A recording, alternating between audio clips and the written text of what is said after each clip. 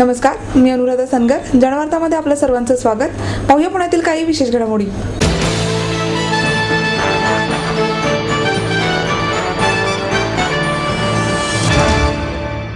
प्रतिशिर्डी शिरगाव साई संस्थांच्या वतीने पुणे ते शिरगाव पायी पालखी सोहळ्याचे आयोजन करण्यात आले.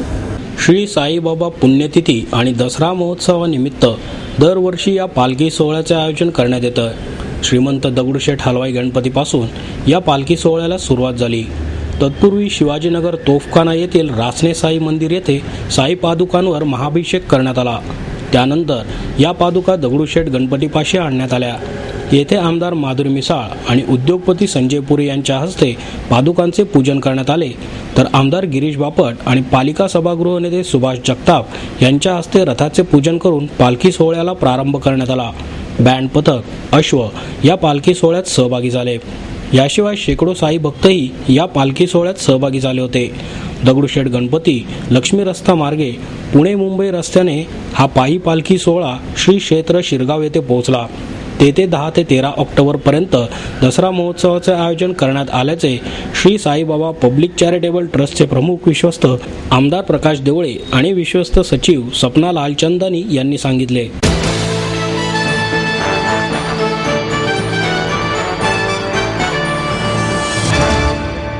गांजवे चौक येथे असलेल्या सिग्नल जवळील ड्रेनेजच्या जाळीमध्ये नवीपेठ येथे स्थानिक रहिवासी असलेले गणेश लोळगे यांचा पाय अडकला. गांजवे चौक येथील इतर रहिवाशांना गणेश लोळगे यांचा ड्रेनेजमध्ये फसलेला पाय बाहेर काढण्यासाठी बरीच धडपड करावी लागली. या तुटलेल्या जाळी संदर्भात येथील रहिवाशांनी महानगरपालिकेला वेळोवेळी निवेदन तसेच तक्रारी अर्ज देऊनही महानगरपालिकेकडून मात्र दुर्लक्ष झाले. परिणामी येथे एका रहिवाशावर अपघाताला सामोरे जाण्याची वेळ आली. गांजवे चौक येथील सिग्नलवर बऱ्याच मोठ्या प्रमाणावर नागरिकांची वर्दळ असते. तसेच याच सिग्नलवर गाड्यांची आवक जावकही मोठ्या प्रमाणावर होते. तसेच नवी पेठ येथील ड्रेनेजमध्ये पाय अडकलेल्या केसेस एकूण 32 असून महानगरपालिका अशा धोकादायक ड्रेनेजकडे लक्ष देण्याचे टाळते, अशी माहिती गांजवे चौक येथील स्थानिक नागरिकांनी दिली. अशाच प्रकारचे अपघात यापुढे होऊ नयेत यासाठी महानगरपालिकेने लवकरात लवकर लक्ष देऊन नागरिकांची आणि प्रवाशांची होणारी गैरसोय टाळावी, अशी मागणी यावेळी करण्यात आली. या अपघातानंतर रस्त्यावरील वाहन चालकांना धोक्याची सूचना देण्यासाठी येथील रहिवाशांनी तुटलेल्या जाळीत झाडाच्या फांद्या लावून तात्पुरती उपाययोजना केली.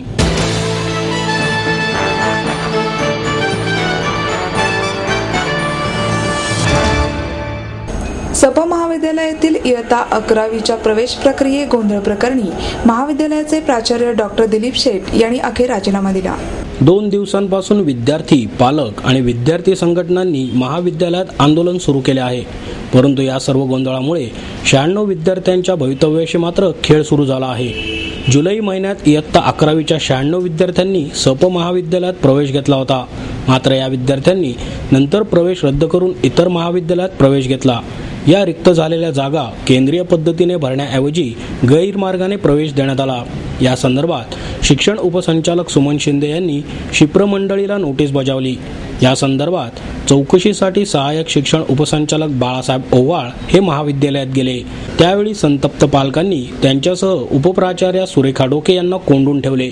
या सर्व गोंधळानंतर प्राचार्य डॉक्टर दिलीप शेठ यांनी राजीनामा दिला. पालकांनी उपप्राचार्यांच्या कार्यालयासमोर ठिय्या मांडून घोषणाबाजी केली. अखेर पोलिसांना पाचारण करावे लागले. पोलीस आणि विद्यार्थी संघटनांच्या कार्यकर्त्यांमध्येही बाचाबाची झाली.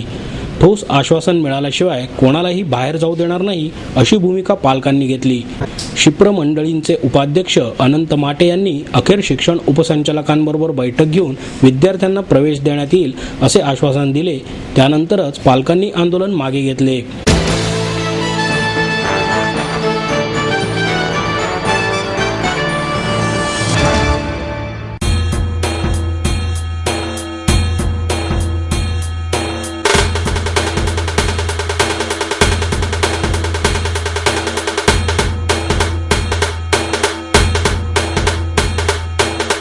माहेर सोडून सासरी आले. इथे प्रेमाची, मायेची माणसं होती. पण माझं भविष्य सुरक्षित आहे याचा आनंद, आत्मविश्वास वाढवणारा होता. Samruddha Jeevan multistate multipurpose cooperative society limited. गुंतवणूक भावनांची, आनंद लक्षावधीचा. Samruddha Jeevan multi state multipurpose cooperative society limited.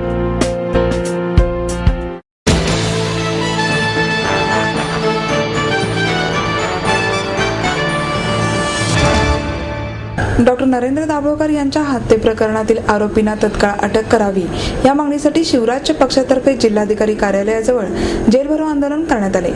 1.5 महिना लोटल्यानंतरही डॉक्टर नरेंद्र दाभोळकर यांच्या मारेकऱ्यांना अटक करण्यात आली नाही. आरोपींना त्वरित अटक करण्यात यावी या मागणीसाठी शिवराज्य पक्षाच्या वतीने जिल्हाधिकारी कार्यालयासमोर जेल भरो आंदोलन करण्यात आले. कर्नल सुधीर सावंत, ज्येष्ठ कामगार नेते डॉक्टर बाबा आढाव, अंधश्रद्धा निर्मूलन समितीचे राज्य सचिव मिलिंद देशमुख, प्रदेश उपाध्यक्ष संजीव भोर यांच्यासह अनेक कार्यकर्त्यांनी या आंदोलनात सहभाग घेतला. या कार्यकर्त्यांना पोलिसांनी ताब्यात घेऊन नंतर सोडून दिले. डॉक्टर नरेंद्र दाभोळकर यांची हत्या फॅसिस्ट विचारातूनच झाल्याचे समोर आले आहे. त्यामुळे ही घटना शासनाने दहशतवादी कृत्य म्हणून जाहीर करावी, तसेच याचा तपास राष्ट्रीय तपास यंत्रणेकडे देण्यात यावा अशी मागणी ब्रिगेडियर सुधीर सावंत यांनी केली. यामध्ये कार्यकर्त्यांनी विविध प्रकारच्या घोषणा देत परिसर दणाणून सोडला. डॉक्टर नरेंद्र दाभोळकर यांची हत्या करणाऱ्या मारेकऱ्यांना फक्त शिक्षा नको, तर त्यामागील विचारसरणींना ठेचा, अशा प्रकारची मागणीही यावेळी करण्यात आली. यावेळी शासनाचा निषेध करत भोंदूबाबांना बाहेर काढण्याचे आवाहन करण्यात आले. या आंदोलनात विविध वेशभूषा धारण करण्यात आल्या होत्या. यामध्ये मोठ्या प्रमाणात कार्यकर्त्यांनी सहभाग घेतला होता. त्यामुळे त्यांना आवरण्यासाठी जिल्हाधिकारी कार्यालय परिसरात बॅरिकेड्स लावण्यात आले होते.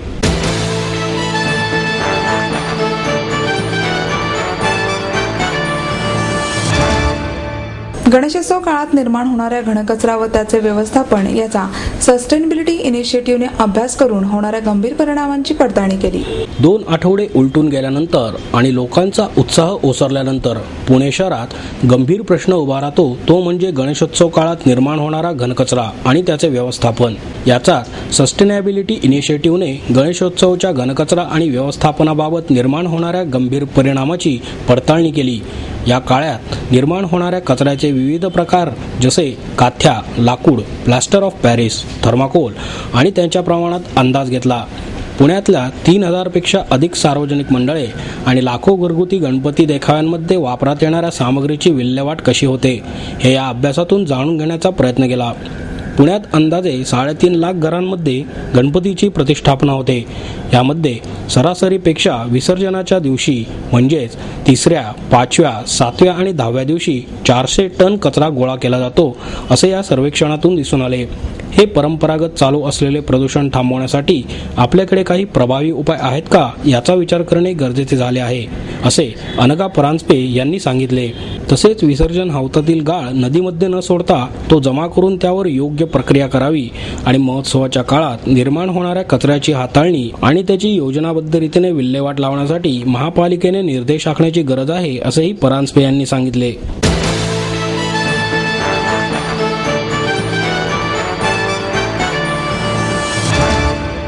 आई वडिलांनी पै जमवून मला शिकवण्याचा निर्णय घेतलेला कळत होता. माझ्या उच्च शिक्षणासाठी त्यांनी मला कायमचा आधार मिळवून दिला होता. त्यांनी स्वतःसाठी कधीच काही केलं नाही, पण माझ्यासाठी Samruddha Jeevan multi state multipurpose cooperative society limited. गुंतवणूक भावनांची, आनंद लक्षावधीचा. Samruddha Jeevan multi state multipurpose cooperative society limited.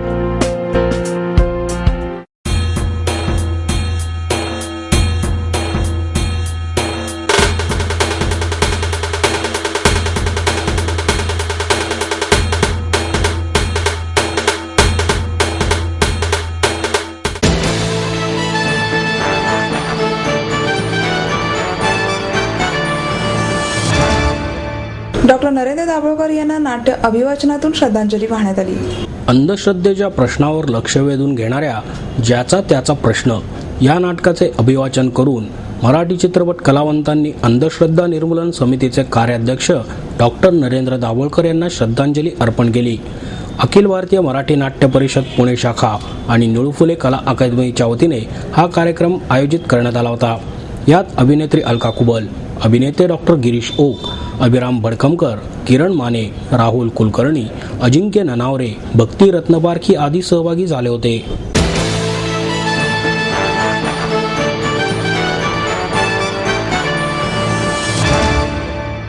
चांगला रियाज असल्यास पथ्य पाळण्याची गरज पडणार नाही असे मत ज्येष्ठ गायक रामदास कामत यांनी व्यक्त केले. पुणे भारत गायन समाज संस्थेच्या वतीने दिला जाणारा संगीत भूषण पंडित राम मराठे पुरस्कार रामदास कदम यांना प्रदान करण्यात आला. यावेळी ज्येष्ठ संगीतकार अशोक पत्की, ज्येष्ठ गायिका निर्मला गोगटे, ज्येष्ठ नाटककार सुरेश खरे, भारत गायन समाज संस्थेच्या अध्यक्षा शैला दातार उपस्थित होत्या. कामत म्हणाले, संगीत भूषण पंडित रामभाऊ मराठे यांनी गायनासाठी खूप पथ्यपाणी पाळण्याचा बागुलबुवा कधीच केला नाही. प्रखर रियाजाच्या जोरावर ते हे करू शकत होते. त्यामुळे चांगला रियाज असल्यास पथ्य पाळण्याची गरज नाही असे सांगून ते म्हणाले, रामभाऊंच्या नावाने मला पुरस्कार मिळाला याचा खूप आनंद वाटतो. त्यांनी नाट्यसंगीत कधी हीन दर्जाचे मानले नाही. मी वयाच्या 7व्या वर्षापासून नाटकांमध्ये काम करण्यास सुरुवात केली. गोवा हिंदू असोसिएशनने मला त्यांच्या 4 तासांच्या नाटकामध्ये 3 मिनिटे गाणे म्हणण्याची संधी दिली होती. माझे ते गाणे खूप गाजले. त्यानंतर मला नाटकांमध्ये भूमिका मिळण्यास सुरुवात झाली असेही त्यांनी सांगितले. सुरेश खरे म्हणाले, कलावंतांनी कलावंताला दिलेला हा पुरस्कार आहे. या पुरस्कारामुळे जसा कलावंताचा सन्मान झाला आहे तसाच कलावंतामुळे पुरस्काराचाही सन्मान उंचावला आहे. अशोक पत्की यांना नुकताच महाराष्ट्र शासनाचा लता मंगेशकर पुरस्कार जाहीर झाला आहे.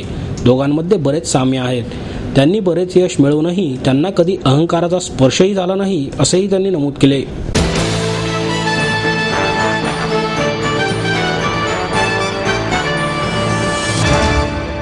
आपको देता है एडमिशन के साथ अपॉइंटमेंट लेटर भी. B civil, computers, electronics, electronic and telecommunications, IT and mechanical.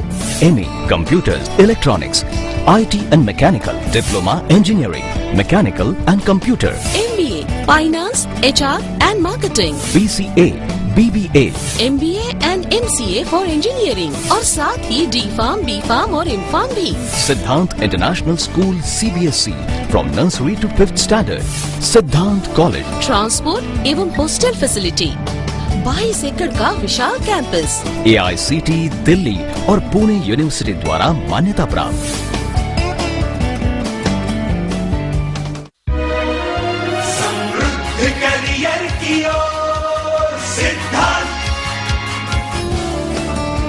सिद्धांत कॉलेज, सुदुमरे, पुणे.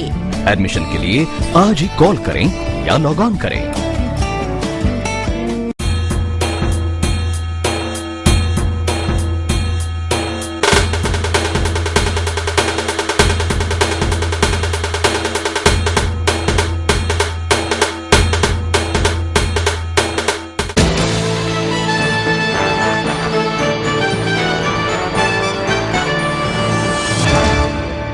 शिवाजीनगर गावठाण येथील खेडेकर कुटुंबियांच्या वतीने दरवर्षीप्रमाणे यंदाही मोठ्या उत्साहात नवरात्र उत्सव साजरा केला जात आहे. गेली 100हून अधिक वर्षे येथे हा नवरात्रोत्सव साजरा होत आहे. येथे काळूबाई देवीचे स्वयंभू स्थान आहे. येथे असलेल्या या काळूबाईच्या दर्शनासाठी बाहेर गावाहूनही लोक दर्शनासाठी येत असतात. देवीला दररोज विविध प्रकारच्या फळांचा नैवेद्य दाखवला जातो आणि हा नैवेद्य देवी भक्तांना प्रसाद म्हणून वाटला जातो. या देवीची आरती थाटात करण्यात येते. घंटांचा निनाद आणि ढोल ताशाच्या गजरात ही आरती होत असते. आरतीसाठी परिसरातील नागरिक मोठ्या प्रमाणावर गर्दी करत असतात. नवरात्रातले 9 दिवस अशाच प्रकारे आरती करण्यात येते. खेडेकर कुटुंबातील सर्व सदस्य या देवीची मनोभावे सेवा करत असतात.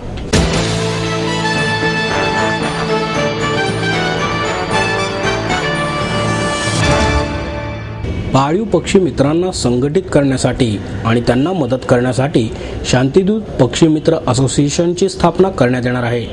या संस्थेचे उद्घाटन येत्या रविवारी म्हणजेच 13 ऑक्टोबर रोजी सकाळी 11 वाजता वृद्धेश्वर सिद्धेश्वर घाट येथे होणार आहे, अशी माहिती संस्थेचे ॲडव्होकेट प्रतापसिंग राजपूत, विलास लडकत आदींनी दिली.